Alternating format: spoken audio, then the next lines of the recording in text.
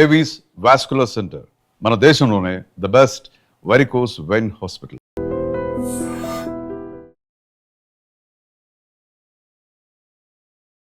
Hi నమస్తే, welcome to I dream. నేను మీ anchor Pratyusha.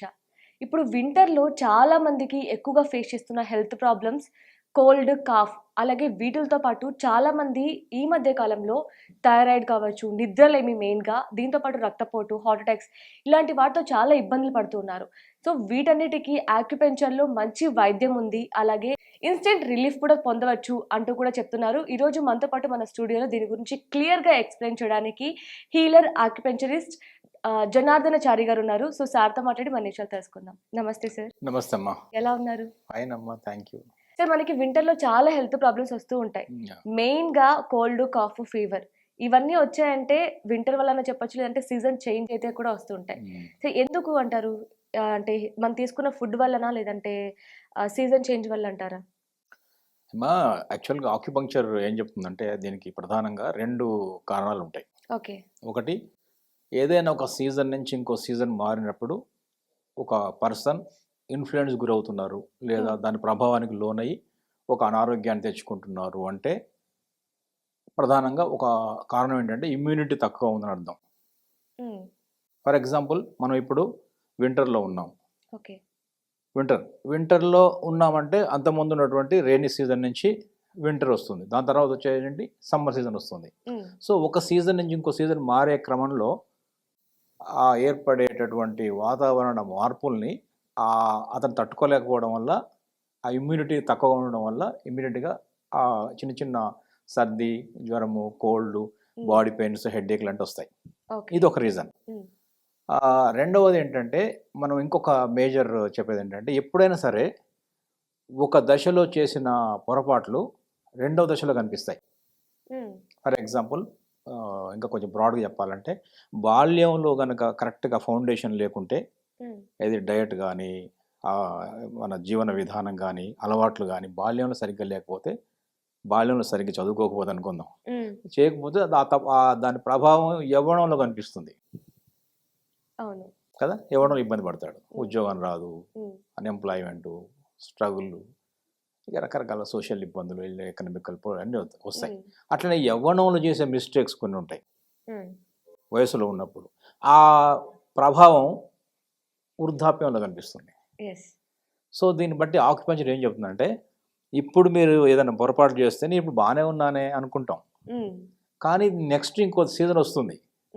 ఈ సీజన్లో తినకూడని పదార్థాలు తిన్నా, ఈ సీజన్లో మనం చేయాల్సిన పనులు యాక్టివిటీ చేయకపోయినా, ఆ ప్రభావం అప్పుడు కనిపించకపోయినా కూడా నెక్స్ట్ సీజన్లో ఖచ్చితంగా వస్తుందని ఈ సైకిల్, ఒక హ్యూమన్ సైకిల్ అనేది ఒక సీజనల్ మార్పుల ద్వారా మనలో ప్రస్ఫుటం అవుతాయి, బహిర్గతం అవుతాయని ఆక్యుపెంచర్ వెర్షన్ ఉంది. సో అందువల్ల మనం ఇప్పుడు నాకేం కాలేదు అనుకోవడం లేదు. అవును, ఇప్పుడు మీరు చెప్పినట్లే ఇమ్యూనిటీ లేకపోవడం వల్ల వంటి ఎక్కువగా వస్తూ ఉంటాయి. కానీ కొంతమంది ఏంటంటే, నేను చాలా స్ట్రాంగ్గా ఉన్నాను, అంటే బలంగా ఉన్నాను, బట్ నాకెందుకు ఇమ్యూనిటీ లేదు అని ఫీల్ అవుతూ ఉంటారు. అంటే ఎలా అది? ఇమ్యూనిటీ అంటే బలంగా ఉన్నారంటే ఫిజికల్గా ఉండొచ్చు, బలంగా ఉండొచ్చు, కానీ మన బలం బలం కాదు ఇక్కడ కావాల్సింది. అంటే ఇమ్యూనిటీ అనేది ఒక ఎనర్జీ, శక్తి. ఏం శక్తి అది? రోగ నిరోధక శక్తి, వ్యాధులని నియంత్రించే శక్తి. రెండవది, ఉన్న వ్యాధులను ఎదుర్కొనే శక్తి. ఆల్రెడీ ఉన్నది, దాన్ని బయటికి పంపించే శక్తి కూడా రోగ నిరోధక శక్తే. రోగాలను తగ్గించుకోవాలన్నా అది ఉండాల్సిందే. ఒకవేళ ఫ్రెష్గా బయట నుంచి ప్యాథోజన్స్ అంటాం కదా, ఏంటి, వాతావరణం మారినప్పుడు ఏర్పడేటువంటి కొన్ని వైరల్ ఫీవర్స్, వైరస్ మారింది, bacteria, external pathogens, fungal infections, వీటన్నీ కూడా బయట నుంచి వచ్చే వాటిని ఎదుర్కొనే శక్తి లేకపోయినా కూడా ఈ సమస్యలన్నీ వస్తాయి. ముఖ్యంగా ఏంటంటే, ఇందాక అనుకున్నాం కదా, దానికి ప్రధానమైన కారణం ఏంటంటే ఇమ్యూనిటీ ఎందుకు తక్కువ ఉంటుంది. డయట్లో ఉన్నటువంటి ఇబ్బందులు కానీ, ఫిజికల్ యాక్టివిటీలో ఉన్న ఇబ్బందులు కానీ, మానసికంగా ఎదుర్కొనేటటువంటి ఒక ఛాలెంజెస్ కానీ, అంటే మైండ్ రిలేటెడ్ ఇష్యూస్ కూడా ఉంటాయి. ఓకే. ఇప్పుడు మనం ఎంత స్ట్రాంగ్గా ఉన్నా కూడా మైండ్ కూడా స్ట్రాంగ్గా ఉండాలి. Sound mind in a sound body అని అంటాం మనం. సో ఇవన్నీ కూడా ఎలా ఉంటుందంటే, ఫర్ ఎగ్జాంపుల్ చూడండి, మనస్సు మన ఆరోగ్యం మీద ఎంత ప్రభావం చూపిస్తుందంటే, ఫర్ ఎగ్జాంపుల్ ఇప్పుడు మనము మంచి స్ట్రాంగ్ ఎక్సర్సైజ్ చేసే బాడీ, ఒక భీముడిలా ఉన్నాడు అనుకుందాం, కానీ ఒక ఫోన్ వచ్చింది ఎక్కడి నుంచో, ఒక 10 కోట్ల నష్టం వచ్చిందనో, ఏదో ఇబ్బంది అయిందనో, వెంటనే కొలాప్స్ అయిపోతాడు. మరి ఇక్కడ స్ట్రాంగ్ స్ట్రెంగ్త్ ఏమైంది? News, mind strength. So mind మీద కూడా అంత ప్రభావం ఉంటుంది. ఇంతెందుకు, మనకు అన్నం తింటున్నప్పుడు ఏదో ఒక వినకూడని వార్త వింటే మనకు అలవాటు ఉంది, వాట్సాప్ ఎప్పుడు చూడడం. సో వాట్సాప్లో ఏదో న్యూస్ విన్నాడు, చూశాడు, వెంటనే ఆకలి కూడా వేయదుగా. ఆకలి అన్నం కూడా తినలేడు. లేదా ఒక ₹1,00,00,000 లాటరీ తగిలింది అనుకోండి, అప్పుడు కూడా అన్నం తినలేడు. సో ఎమోషన్స్ కూడా మనల్ని కంట్రోల్ చేస్తున్నాయి. సో అందువల్ల బాడీ మైండ్ సింక్లో ఉన్నప్పుడు మాత్రమే మన ఆరోగ్యంగా ఉన్నట్లు లెక్క. ఓకే. ఇప్పుడు ఆక్యుపెంచర్ అంటే మనకి మెడిసిన్ ఉండదు, ఇది తెలిసిన విషయమే. బట్ మనకి కోల్డ్, కాఫ్ విషయానికి వచ్చినట్లయితే దీనికి పర్టికులర్గా కరెక్ట్ మెడిసిన్ లేదు. అయినప్పటికీ 1 వీక్ మొత్తం, ఒక 10 డేస్ మొత్తం డైలీ మెడిసిన్ యూజ్ చేస్తున్నా తగ్గని ఈ కోల్డ్, కాఫ్ ఆక్యుపెంచర్లో ఎలా తగ్గుతుందంటారు? ఇప్పుడు ఎలా ఉంటుందంటే, ఈ ఒక ఇంగ్లీష్లో చెప్తారు, సర్ది కోల్డ్ వచ్చినప్పుడు కోల్డ్కి మనము మెడిసిన్ ఇస్తే ఒక వారం రోజులు తగ్గుతుంది, మెడిసిన్ ఇవ్వకపోతే 7 రోజుల్లో తగ్గుతుంది అంటారు. సో ఏదైనా ఇచ్చినా ఇవ్వకపోయినా అంతే రోజు ఉంటుంది. ఆ బ్యాక్టీరియా వైరస్ యొక్క లైఫే 7 రోజులు ఉంటుంది. దాని తర్వాత మెల్లమెల్లగా మన బాడీ దాన్ని కంట్రోల్ తెచ్చుకుంటుంది. Body can fight it. Acupuncture version ఏంటంటే, body can fight the disease. మన శరీరంలోనే ఒక పెద్ద వైద్యుడు ఉన్నాడు, రోగనిరోధక వ్యవస్థ అనే వైద్యుడు ఉన్నాడు. ఆయన body can reconstruct, rebuild, rejuvenate, repair అని చేసుకోగలుగుతుంది బాడీ. దానికి మనం ఏం చేయాలంటే, కొంచెం డయట్ రూపంలో దానికి ఎనర్జీ ఇవ్వాలి, డయట్ రూపంలో దానికి మనం సపోర్ట్ చేయాలి. సో డయట్ అనేది ఆహారమే ఔషధము, శరీరమే వైద్యుడు అని నమ్ముతుంది. సో ఇప్పుడు మీరు చెప్పిన కోల్డ్కి ఎనీ ఆక్యుపెంచరిస్ట్ ఏం చేస్తారంటే, రాగానే ముందు నాడి చూస్తారు, ఓకే, పల్స్ ద్వారా తెలుసుకుంటారు. ఎందుకంటే ఇక్కడ ల్యాబొరేటరీ టెస్టులు ఉండవు, ల్యాబ్ రిపోర్ట్లు.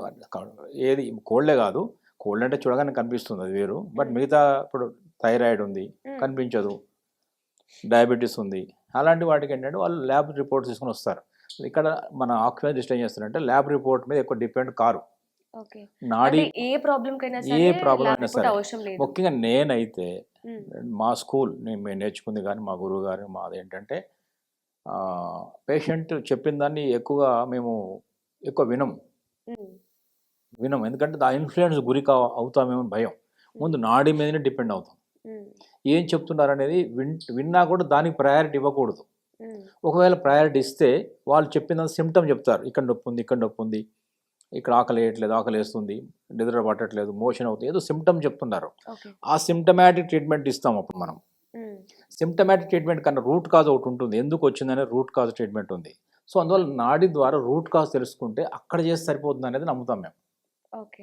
అందువల్ల చెప్పేది వింటాం, కొరలేట్ చేసుకో, కానీ దానికి ఎక్కువ ప్రయారిటీ ఇవ్వకూడదు. లేదు నాకు నా పల్స్ చూడడం ఇబ్బంది ఉంది, చూడను అనుకుంటే ఓన్లీ చెప్పిన దానికే ఇవ్వండి. ఏదో ఒక వెర్షన్ ఫాలో కావాలి, కన్ఫ్యూజన్ ఉండకూడదు. Either you follow the pulse or follow the symptoms expressed by the patient. అది చెప్పిందని వినాలి. ఏదో ఒకటి రెండు కలిపి చేస్తే అది ట్రీట్మెంట్ సరిగ్గా ఉండదు అంటున్నాం. రెండోది ఏంటంటే, పేషెంట్ చెప్పేది కూడా జాగ్రత్త. ముఖ్యంగా డయాగ్నోసిస్ లోపల ఒక 3-4 భాగాలు ఉంటాయి. ఒకటి చెప్పేదంతా వినాలి, కొన్ని అడిగి తెలుసుకోవాలి. చెప్పేది వినడం, అడిగి తెలుసుకోవడం. మూడోది పరిశీలించాలి, స్కిన్ ఎలా ఉంది, టంగ్ ఎలా ఉంది, హెయిర్ ఎలా ఉంది, గోళ్ళు ఎలా ఉన్నాయి, నాలుక ఎలా ఉంది, ఆ భాష ఎట్లా ఉంది, గంభీరంగా మాట్లాడుతున్నారా, స్లోగా మాట్లాడుతున్నారా, పర్వాలేదండి అంటున్నారా, బాగున్నానండి అంటున్నారా, అంతా కూడా లోపల జరిగే అనేక రుగ్మతలకు, ఎలిమెంటల్ ఇంబ్యాలెన్సెస్కి నిదర్శనాలు ఇవన్నీ కూడా. వాయిస్ గంభీరంగా ఉందంటే ఇంకొక ఎలిమెంట్ బాగానే ఉందని అర్థం. అట్లా పరిశీలన, అడిగి తెలుసుకోవడం, ఆస్కింగ్ అండ్ ఎంక్వైరీ అంటాము. ఆస్కింగ్ అంటాం, ఎంక్వైరీ అంటాము. మూడో ఏంటంటే లిసనింగ్, చెప్పేది వినడం. అన్నీ అయిన తర్వాత ఇంకా కావాలంటే పల్స్ ఇస్ ద ఫైనల్. దాని ద్వారా ఈ ఒక పాయింట్, ఆక్యుప్రెషర్ పాయింట్ ఒక అరైవ్ అవుతారు, ఇది చేస్తే బాగుంటుందని. దాని ద్వారా ఏం చేస్తారంటే, అక్కడ ఆక్యుప్రెషర్ చెప్తాం. ఇక్కడ ప్రేక్షకులకి అయితే ఆక్యుప్రెషర్ చెప్పాలి, ఎందుకంటే నీడిల్ వేసుకోవడం కుదరదు కాబట్టి. ఒక పాయింట్ చెప్తే ఆ పాయింట్ ద్వారా అక్కడ వాళ్ళు మెల్లగా ఇలా ప్రెషర్ చేసుకోవచ్చు. ఇప్పుడు ఫర్ ఎగ్జాంపుల్ ఒక పాయింట్, ఇప్పుడు ఇక్కడ ఒక పాయింట్ నేను చెప్పాను అనుకోండి, కాన్స్టిపేషన్ అనే సమస్య గురించి డిస్కస్ చేస్తే ఒక పాయింట్ ఇక్కడ ఉంటుంది. సో ఇక్కడ ఒక LI1 అంటాము, దీని ఇలా ప్రెస్ చేయమని చెప్పాను అనుకోండి. సో ఇలాంటి జిమ్మి ఉంటుంది, పంక్చర్ ఆక్యుప్రెషర్ షాప్స్లో దొరుకుతుంది. ఆన్లైన్లో కూడా జిమ్మి JIMMY అని జిమ్మి ఆక్యుప్రెషర్ టూల్ అని కూడా వస్తుంది. అది ఆన్లైన్లో కూడా తెప్పించుకోవచ్చు. ఇలా మెల్లగా ప్రెస్ చేసుకోవచ్చు. ఇట్లా ఒక 1 మినిట్ ప్రెస్ చేయమని చెప్తాం. ఇలా ప్రెషర్ చేస్తేనేమో ఆక్యుప్రెషర్ అంటాం. అలా కాకుండా ఇదే పాయింట్లో ఒక నీడిల్ వేసాం అనుకోండి, అంటే నీడిల్గా ఉంటుంది, ఇలా సీల్డ్ దాంట్లో ఉంటుంది. అంటే ఏంటంటే యూజ్డ్ అంటారేమో, లేదా ఆల్రెడీ పొరపాటున మళ్ళీ వాడుతున్నారు అనొచ్చు అని సీల్డ్ వస్తుంది. ఇప్పుడు వాళ్ళ ముందే ఓపెన్ చేస్తాం. వాళ్ళ ముందు ఓపెన్ చేస్తే ఎవరికైనా నమ్మకం కదా, బెటర్ ఇలా చూపిస్తాము. ఇలా సన్న నీడిల్ ఉంటుంది, చాలాసార్లు చూపించాను. మళ్ళీ చూడండి, మీకు కనిపిస్తుందో లేదో, చాలా సన్న నీడిల్ కనిపిస్తుందా? ఎంత సన్న. ఇప్పుడు మీరు ఫస్ట్ నాడీ చెక్ చేసి ఆ నాడీలో వాళ్ళ ప్రాబ్లం ఏంటంటే తెలుసుకొని ఎక్కడ ప్రెజర్ చేయాలి. అట్లాంటి ఎక్కడ అంటే బాడీలో ఒక 361 పాయింట్స్ ఉన్నాయి. ఈ వీటంటే ఏమంటాం అంటే ఆక్యుపంక్చర్ లేదా ఆక్యుప్రెషర్ పాయింట్స్ అంటాము, మర్మ బిందువులు అంటాము, సీక్రెట్ పాయింట్స్ అంటాం. మర్మం అంటే ఏంటిది? సీక్రెట్ అంటాం. మర్మం అంటే సీక్రెటే కదా. సీక్రెట్ పాయింట్స్ ఉన్నాయి, తెలివి బయటికి. బట్ మనం రోజు స్నానం చేసేప్పుడు ఆ పాయింట్స్ని యాక్టివేట్ చేస్తాం. మనం ముఖం మీద చేస్తాము, కాళ్ళలో చేస్తాము, చేతులు చేస్తాము, అప్పుడు తెలియకుండా మనం అందుకని ఫ్రెష్గా ఇప్పుడు మనం బాగా అలసిపోయిన తర్వాత చల్లని నీళ్ళు మొహం మీద వేసుకొని కొంచెం ఇలా మామూలు తెల్ల నీళ్ళతో కడిగినా కూడా చాలా ఎంతో రిఫ్రెష్ అవుతాం. ఎందుకు అవుతాం మరి? మనకు తెలియకుండానే మనం ఆ పాయింట్స్ మీద ఆక్యుపంక్చర్ ఆక్యుప్రెషర్ పాయింట్స్ లోపల ఆ వాటర్ వెళ్ళడం ద్వారా మాయిశ్చర్ పెరిగి, లేదా మళ్ళీ ఇలా రాయడం ద్వారా అక్కడ ఒక ప్రెషర్ జరిగి అక్కడ ఎనర్జీ ఫ్లో రీస్టార్ట్ అయింది. అందువల్ల ఫ్రెష్ అయిపోయాం మనం. సో అట్లా మనకు తెలియకుండానే స్నానం చేసేప్పుడు కూడా మనం ఆ పని చేస్తాం, బాడీలో మసాజ్ లాగా చేస్తాం కదా, దానివల్ల కూడా బెనిఫిట్ ఉంటుంది. ఈ నీడిల్ని ఏంటంటే ఆ పర్టికులర్ పాయింట్లో మెల్లగా ఇట్లా వేస్తాం, అంతే, ఇట్లా వేసేస్తాం. చూసారుగా, అట్లా 1 నిమిషం చాలు, ఒక 1 మినిట్ 2 మినిట్స్ కన్నా ఎక్కువ అక్కర్లే. ఇప్పుడు చూసారుగా పాయింట్ వేసాను. ఇది ఇట్లా మనం అది ఎక్కువ ఎక్కడ వేసాను నేను? స్కిన్ ఫైబర్ తీసాను. స్కిన్ పై పొరలోనే ఉంటుంది ఇది. ఇప్పుడు ఇందాక ఇట్లా తీయగానే పడిపోయింది. స్కిన్ పై పొరలోనే ఉంటుంది ఇది. అంటే బ్లడ్ కూడా చాలా సందర్భాల్లో బ్లడ్ కూడా రాదు. ఇప్పుడు వాళ్ళే చేసుకోవడానికి అవ్వదు కదా, అంటే ఎక్కడ పాయింట్ అని మనం ఏం చేస్తున్నాం అంటే ఆక్యుప్రెషర్ చెప్తున్నాం. ఇప్పుడు మా దగ్గరికి వచ్చినప్పుడు మాత్రమే ఈ నీడిల్తో ట్రీట్మెంట్ జరుగుతుంది. లేదంటే మాకు నీడిల్ వద్దు, చిన్నపిల్లలు ఉన్నారు, కొంచెం భయపడుతున్నారు అంటే దాని ప్రెషర్ కూడా చేస్తాం. ఇప్పుడు ఇదే పాయింట్ని మనం ఏం చేయొచ్చు, ప్రెషర్ కూడా చేయొచ్చు. ఇలాంటి దాంతో ఆ పర్టికులర్ పాయింట్ ఐడెంటిఫై అయింది కదా, ఈ పాయింట్ ద్వారా ఆ సమస్యకు పరిష్కారం అనుకున్నాం. అప్పుడు దీన్ని ఇలా చేయడం ద్వారా ఒక 1 మినిట్ అలా ఇలా జెంటిల్ ప్రెస్ చేయడం ద్వారా ఖచ్చితంగా అవుతుంది. ఇప్పుడు సర్ది కోల్డ్ అనుకోండి, వింటర్ లోపల మనం టాపిక్ వచ్చినప్పుడు ఇది కొంచెం ఇదేంటంటే లో ఇమ్యూనిటీ వల్ల వస్తుంది. సీజన్స్ మారినప్పుడు మనం అంతకుముందు చేసినటువంటి తిన్న ఆహారాలన్నీ ఇక్కడ వికారాలుగా మారుతాయి, ఇక్కడ బయటకు వస్తాయి. సో అందువల్ల గతంలో చేసిన చిన్న తెలియక చేసిన డైటరీ మిస్టేక్స్ అవేవో ఇక్కడ ఈ సమస్యలు ఇప్పుడు వస్తాయి. సో ఎప్పుడు రాసిన ఎగ్జామ్స్ రిజల్ట్స్ ఇప్పుడు వచ్చినట్టు కదా. సో వీటికి ఏంటంటే మనం ఈ ముఖ్యంగా నోస్ బ్లాక్ అంటాము. ఇప్పుడు ఫీవర్ రావచ్చు, బాడీ పెయిన్ రావచ్చు, హెడేక్ రావచ్చు. ముఖ్యంగా నోస్ బ్లాక్ అనే దాని మీద ఏంటంటే చాలాసార్లు చెప్తాను నేను, ఒక మంచి ప్రెషర్ పాయింట్స్ ఉంది ఇక్కడ. ఈ నోస్కి ముందు ఏది చేసినా సరే, ముఖం మీద ఏం చేసినా సరే, నోస్ దగ్గర అయినా, లిప్స్ దగ్గర అయినా, కళ్ళల్లో అయినా, ఎక్కడైనా సరే ముందు శుభ్రంగా చేతులు కడుక్కోవాలి. ఎందుకంటే మనం ఏదో ముట్టుకుంటాం, ఏదో పట్టుకొని ఉంటాం. మెట్రో వచ్చినప్పుడు లిఫ్ట్ ఎక్కుతాము, అవి ఎక్కుతాము, చాలా 100 మంది అక్కడ ట్రావెల్ చేస్తారు. సో అందరు దాన్ని పట్టుకొని ఉంటారు. సో అందువల్ల మనం ఎప్పుడు ఫస్ట్ మనం ఎక్కడ ఆక్యుప్రెషర్ చేసుకున్నప్పుడు చేతి ద్వారా హ్యాండ్ అనేది చాలా పరిశుభ్రంగా ఉంచుకోవాల్సిన అవసరం ఉంది. దాని తర్వాత క్లీన్ అయిన తర్వాత, తుడిచిన తర్వాత ఇప్పుడు ఈ నోస్ బ్లాక్ని ఎట్లా క్లీన్ చేయాలి, ముందు ఓపెన్ చేయాలి. ముందు ఊపిరి ఆడాలిగా.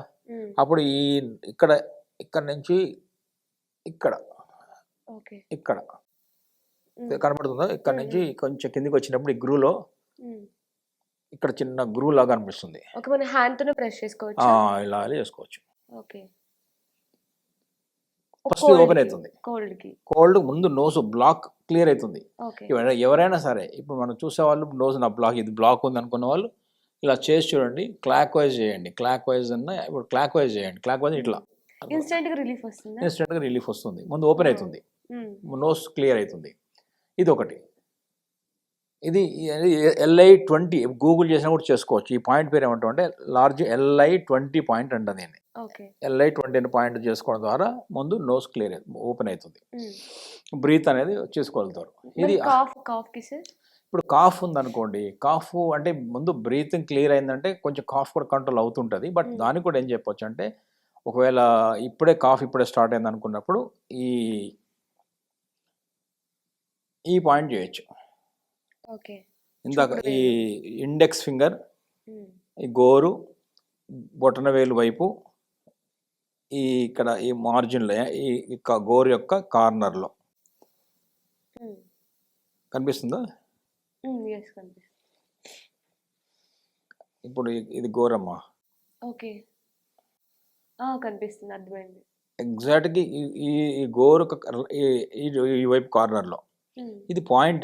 ఇది ఏంటంటే ఇది LI20 అయితే ఇది LI1. ఓకే. LI1 అనే పాయింట్.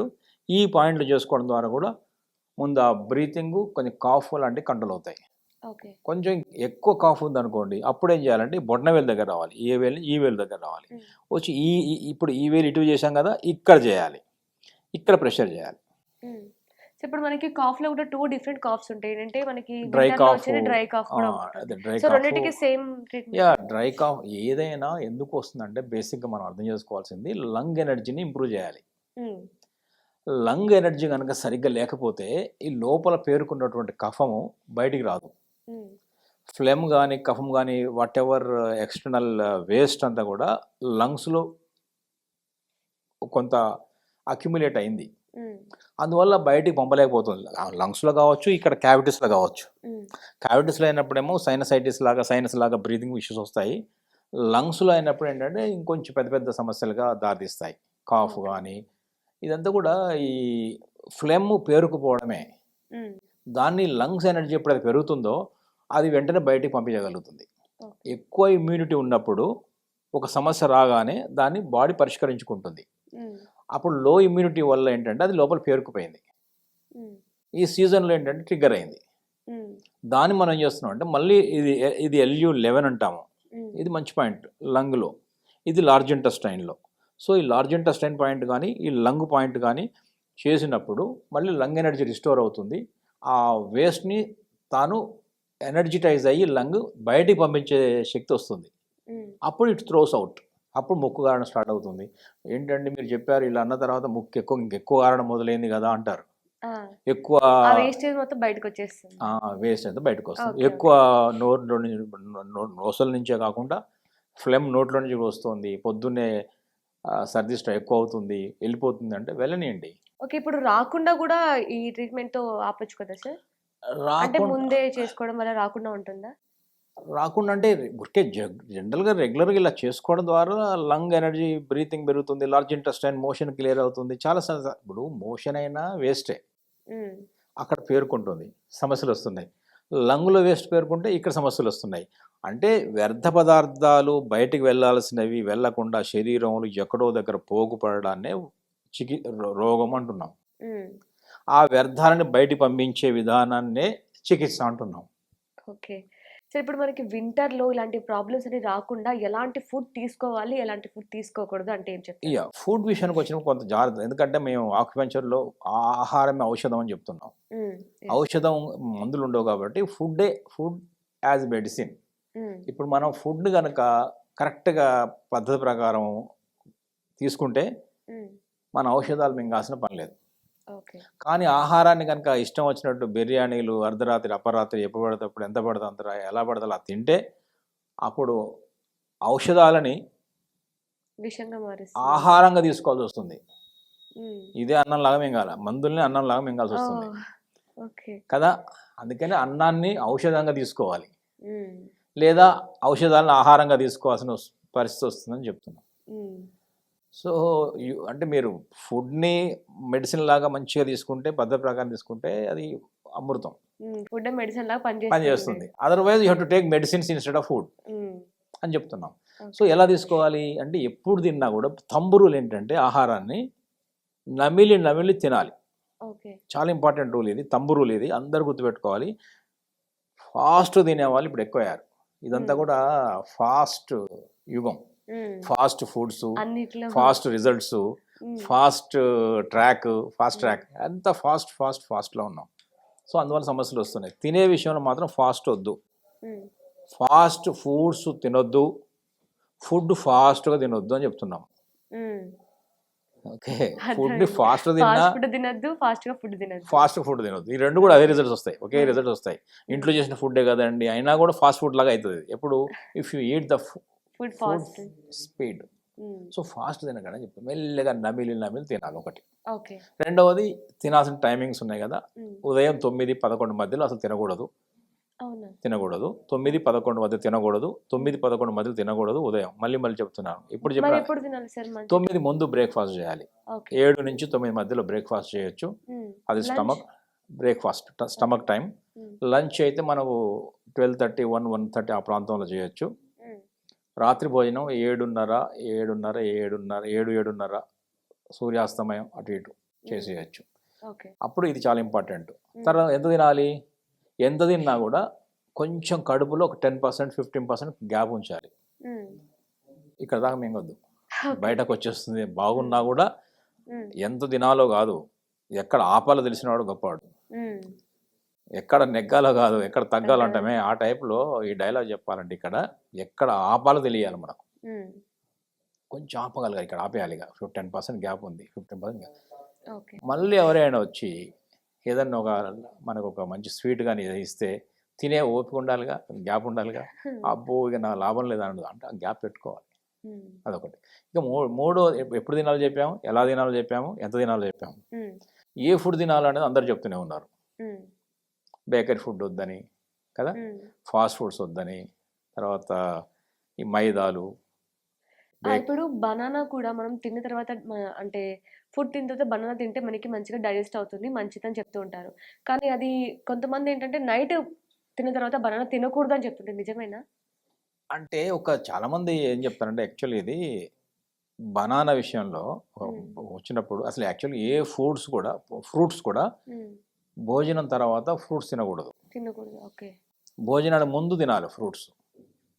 ఒక అరగంట ముందు తినండి ఫ్రూట్స్. తింటే ఏంటంటే ఆ ఫ్రూట్స్ మనకు చాలా బాగా పనిచేస్తాయి. రెండవది, ఆ ఫ్రూట్స్ తిన్నాం కాబట్టి అన్నం తక్కువ తింటాం. ఉమ్. అన్నం తినాల్సినంత తినేసి ఉమ్. మళ్ళీ ఫ్రూట్స్ తినడం ఇంకెందుకు, అది ఎక్స్ట్రా బర్డెన్ కదా. రెండోది ఏంటంటే ఫ్రూట్స్ కూడా అవి మిక్స్ చేస్తారు కదా, రకరకాల ఫ్రూట్స్ రకరకాల పనిచేస్తాయి. అందులో పుల్లని ఉంటాయి, తీయని ఉంటాయి, రకరకాల టేస్ట్లు అవి ఉంటాయి. ఉన్నప్పుడు బాడీ అది రకరకాలుగా సఫర్ అవుతుంది డైజెషన్ లోపల.